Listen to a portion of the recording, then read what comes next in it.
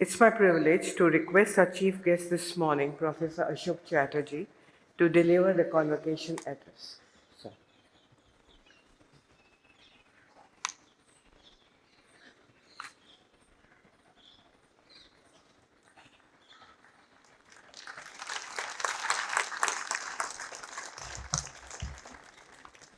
Yeah, that's fine.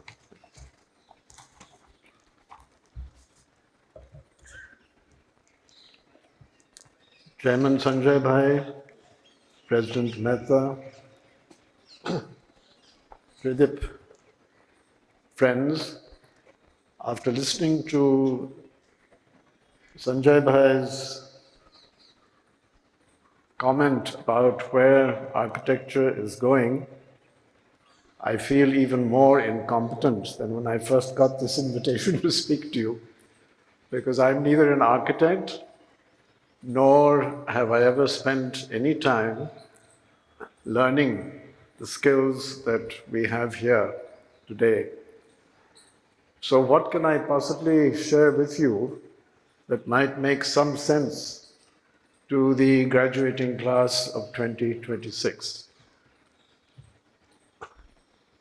I like to think of a small miniature that has hung in the home from my grandfather's time to now, over 4 generations. It's a miniature painting on ivory of the Taj Mahal. And in a corner is the great builder, Shah Jahan, the love of his life, Mumtaz Mahal. And somewhere in another little corner, there's the great Akbar. I often wonder why my grandfather treasured this item, because it's been an heirloom which has come down for 4 generations. And I like to think of it as a kind of statement that he may have wanted to make about quality, about beauty, and about a symbol of quality and a symbol of beauty that represents worldwide the pinnacle of achievement for those of us who are related to design. I first saw the Taj Mahal at the age of 7. My father was posted in Agra, and those were the war years. And someone had the incredibly foolish idea that the Taj should be covered with some kind of scaffolding so that the Japanese wouldn't see it. It didn't work, of course, but my memories are hazy. But I do remember that my father would take us in our little battered car to some points on the other side of the river where you could actually see the dome without all the scaffolding. So that has remained in my memory as a kind of symbol of quality, not just of quality, but of quality that came from the incredible syncretic culture of this country. And we as a family were in some way a reflection of that. My grandfather was based in Bombay, but he represented a family which was total confusion. We came from all parts of the country. We didn't have a native place. We didn't have a mother tongue. We had all kinds of confusion, but we had India. And we had the incredible beauty and the incredible wisdom of this country to take us through. Years later, when I started my career in Calcutta, my office window would look out on the dome of the Victoria Memorial. And that struck me as a rather ridiculous building, because I was told that it had been designed to combine St. Paul's with the Taj Mahal. What a crazy idea. It struck me as rather ugly. Around that time, in our other hometown of Bangalore, another building was coming up. Vidhana Saudha. Also, to my mind, at that time, an incredibly monstrous structure. On the front of Vidhana Saudha was attached in huge letters a slogan, "Government work is God's work." I think that was a rather funny joke, but it has lasted to this time. And the reason I recall Victoria Memorial and Vedana Saudha is that although Ashoke Chatterjee thought these were ugly buildings, people loved them. And they became, in many ways, very important to the citizens who lived both in Calcutta and in Bangalore. So I was beginning to learn a lesson which would be very important when I moved to NID years later, that when architecture evokes an emotive connection with people, especially public architecture, architecture which deals with public spaces and public buildings, it endures as a kind of cherished memory of a place and of an idea and perhaps of aspiration. So what makes architecture actually work? My real immersion as a client of architecture was when I returned to India from the US some years later and was working with the India Tourism Development Corporation, which had then, I'm talking about the 70s, early 70s, had decided that design, including architecture, would be the USP for drawing travelers to India. The trademark for the ITDC was the Ashoka Hotel, which you may remember. It was built long before ITDC was established, but it was a strange building, iconic in its own way, but everybody loved to hate it. And if you were working in the Ashoka Hotel, as I was, you would get constant complaints about how government doesn't know how to run a hotel. Along came a management expert, said that we needed a new brand. And one of the things that the new brand should do was to change the color of the Ashoka Hotel. So along came people with huge cranes and whitewash, and there was an outcry. The whole city descended on us saying, "You idiots, don't touch that building. Let it be, it's pink, don't touch it."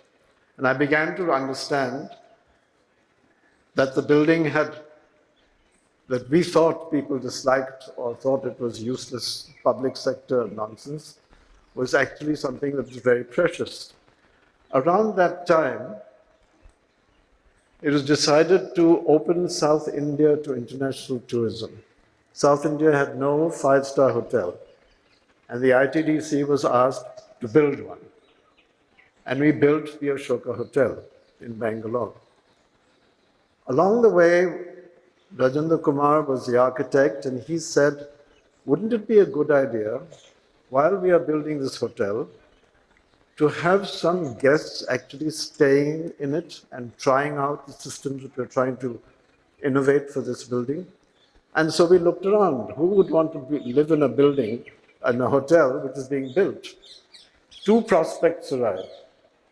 One was a group from West Asia, from the Gulf, and they wanted to be in Bangalore,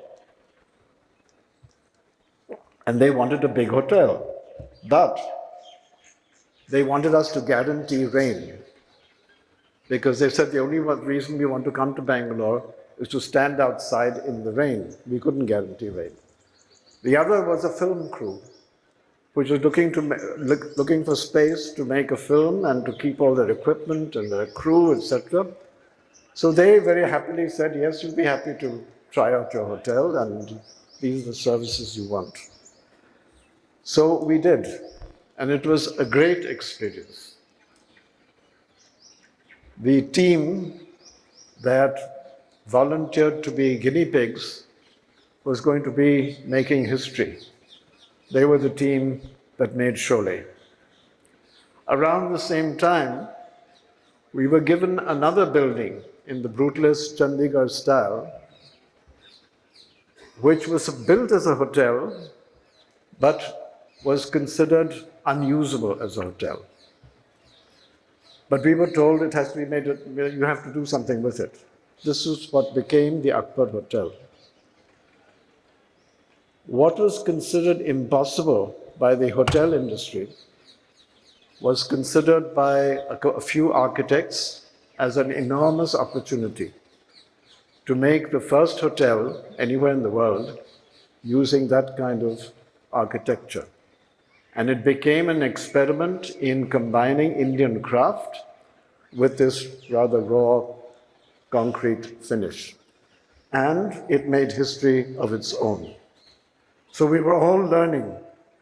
At the same time, Charles Correa was hired, and we built the Kovalam beach resort in Kerala, India's first beach resort, with its own special challenge of building a hotel which would follow the topography of that wonderful hillside at Kovalam. This was all around 1972. In Delhi, something else was happening. Raj Rewal and Mahendra Raj were putting up the Hall of Nations, the world's first and largest space-framed structure built of RCC, to celebrate 25 years of India's independence. While that was going on, I came to NID in 1975. And one of the first things that I was told, in fact, I was told this on the day of my arrival, that this building, designed by Gira Sarabhai, the disciple of Frank Lloyd Wright, is a great building. You're the director, but don't fool around with this building. Okay, I was also told that it's on stilts because of the flood threat, and administrators, including the director, are on the ground floor. The students and the educators are on the first and second floors. You guys are dispensable. If the flood comes, you'll be washed away. Education will stay safe. That's the lesson of this building, and don't you forget it. So I began to understand my place. Also, to understand this building, I recommend that those of you who are students of architecture, you take a look at the NID history book, which describes the way in which the NID building was created. The actual innovation that was done to make those great main beams and roof shells, unsupported brick roof shells, the modular system which the building became famous for. However, I had problems. The building was hot as hell. In the summer, it was actually cooler to go out and sit in the sun than to work in some of the buildings. In the library, our books were hot to touch. But what could you do? These magnificent domes trapped the heat. And any effort to try and cool them down was far too expensive, and we didn't have much money. But there was this incredible loyalty to this building, which I had to respect. The students, the educators, the people who made the building, who worked there, they loved it. And if I had problems with the heat, well, that was my problem. Today, of course, it's all air-conditioned and all kinds of tech, but we didn't have that then. But I learned about the detailing, the manner in which every part of that building had something to say, had some lesson for those who would learn design and who would leave from there. And the building certainly was in many ways the cooling system. There were sprinklers for the domes. They didn't really always work. We tried to pierce them. That didn't work either. But the love and respect for that building by the community who used the building was a huge lesson for me, as well as the detailing, the craftsmanship that went into every part of that. So the building was all about changing attitudes and behaviors. We didn't even have a staircase. The only thing we had at NID in those days was spiral staircases that took you up floors. We didn't have a proper staircase. There is a staircase now. How we got that staircase is another story, but we won't have time for that. But what that building represented was what was going on inside. Something different was happening. India was experimenting to bring a new profession to this country. And the building, in that sense, represented an aspiration. During that time, we also started, through my connections with the tourism industry, a series of projects under the guidance of Professor Kulbhushan Jain of CEPT. And this was to do integrated area development plans for several areas of tourism interest, beginning with Fatehpur Sikri and including Shravasti and Kushinagar, Brajbhumi, and many others. This was an absolute revelation to me because my learning of history, my learning of the architectural idioms that were so many in this country, and of how modernity was affecting these environments, it was a very huge learning. And we did things for the first time.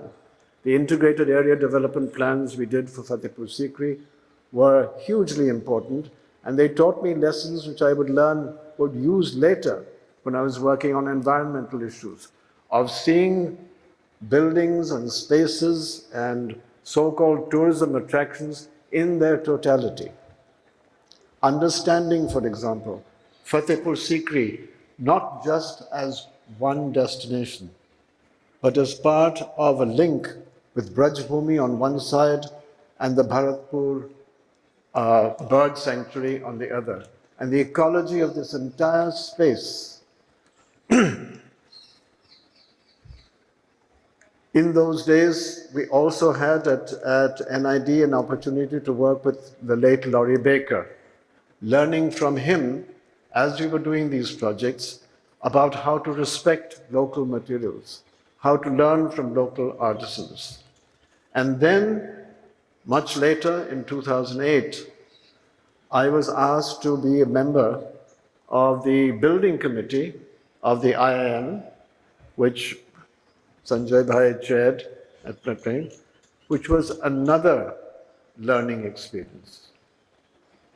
Over many years, until last year when I stepped off that committee, I was to be part of an incredible experience in institutional architecture. The IIM, of course, had new buildings that they were, and of course many architects would come, we would sit through endless presentations. I learned how wonderful presentations by architects can be. I also learned how miserable some of those can be. it was another learning curve. But what was really interesting at IIM was that here is a business school which also has the task of being the trustees of one of the world's greatest architectural expressions, the Louis Kahn campus. And years of trying to protect those buildings and of trying to understand how they could be preserved and moved into the future while this institution had other needs of education. IIM was not set up to be a conservation of architecture, but it was stuck with this task. And I don't know of anything else that I've ever experienced in my design career to match the investment that IIM made in trying to preserve, protect, and take forward the legacy of Louis Kahn. And what a learning that was, because there was everybody in the architectural profession who had a theory and who had a reason to object to any decision that any administrator made about the Kahn buildings. That's another story. But it would all come back when I also had to look at architecture from the perspective of what we had to do at the Gandhi ashram. Here was a sacred place, and here was a plan to develop the Gandhi ashram as what we were told as a world-class tourism destination. And a sense that what would that actually do to the sanctity of this place. There isn't time to go into that whole project, but it is something of a huge learning of how to understand a space, how to protect the spirit of that space, and how to cope with the demands of change. In the course of this, what have we learned? In 2017, stealthily at night, bulldozers were brought in and the Hall of Nations was torn down. A building which being recognized by the Museum of Modern Art and many other experts as a masterpiece, but was leveled. On the other hand, we were getting advice about Gandhi Ashram, which had nothing to do with Gandhiji's ethos, but was a concept of progress, world class, good infrastructure. So what do these buildings and spaces actually mean? What do they stand for? How do we understand architecture and planning in terms of values? All of these, I still feel I'm learning.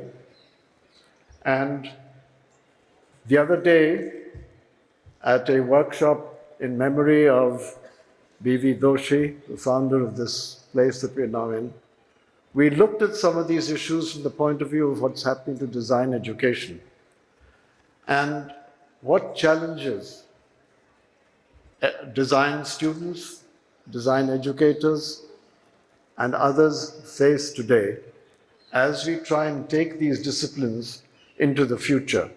Everyone talks about AI. As you have just heard, perhaps the best thing for me to do before I close is to tell you of some of the things that came up in the workshop we just recently conducted on the status of design education in India.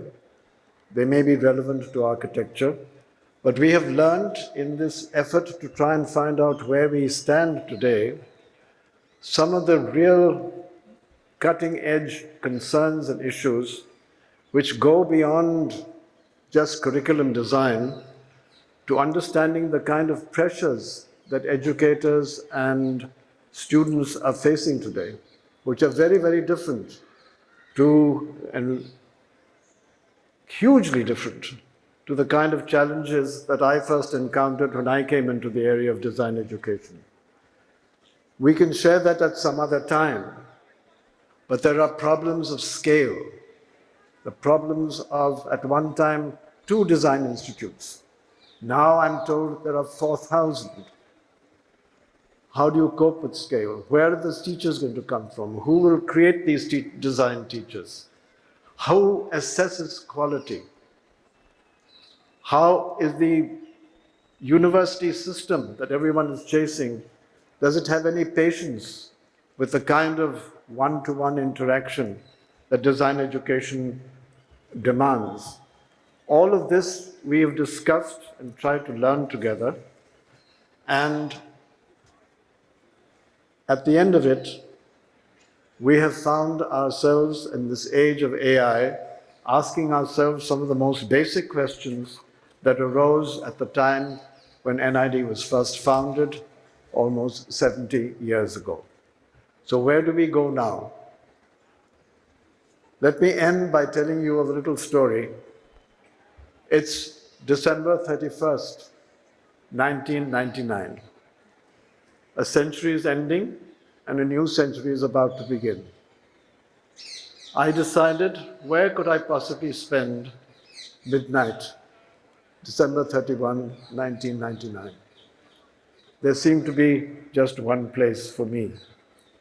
And so I went to Gandhi Ashram, quite certain that at Gandhi Ashram, on midnight, that particular midnight, there would be something happening. A good place to bring in a new year and a new century. No one was there. That was the night, if you will remember, that hijacking was taking place. And a plane was on its way to Kandahar with hostages. There was tension. Somewhere in the distance, there was a radio playing. And you could hear the news that was coming in. I was alone at Hriday Kunj. There was nobody else there, not even the chowkidar.